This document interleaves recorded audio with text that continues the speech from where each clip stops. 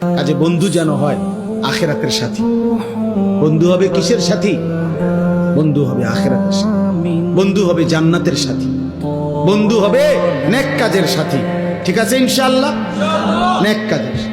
আল্লাহ কোরআনে বলছে, ওই যে আয়াত, ওই আয়াতে আল্লাহ বলছে নেক কাজের বন্ধুরা আমি আল্লাহ তাদেরকে ডাক দেব হাসরের ময়দানে, ইয়া ইবাদি, হে আমার বন্ধুগণ, বান্দাগণ, লা খাউফুন আলাইকুমুল ইয়াওমা ওয়ালা আনতুম তাহজানুন, আজকে তোমাদের কোনো ভয়ও নাই, চিন্তাও নাই।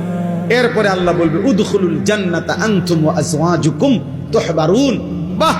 আল্লাহ বলবে তোমরা যারা নেক কাজের বন্ধু ছিলা, তোমরা বন্ধুরা একে অপরকে হাত ধরাধরি করে গলাগলি করে আমার জান্নাতে ঢোকো। খোদার কসম, এটা কোরআন শরীফ। হ্যাঁ, এমনকি এই আয়াতের তাফসিরে আছে যে স্বামী স্ত্রী তারাও মূলত বন্ধু। যদি তারা একজন আরেকজনকে নেক কাজের সহযোগিতা করত, স্বামী স্ত্রীকে নামাজের জন্য উঠাইছে, স্ত্রী স্বামীকে নামাজের জন্য উঠাইছে, স্বামী স্ত্রীকে নেক কাজের দিকে ডাকছে, স্ত্রী স্বামীকে নেক কাজের দিকে ডাকছে, এরাও বন্ধু।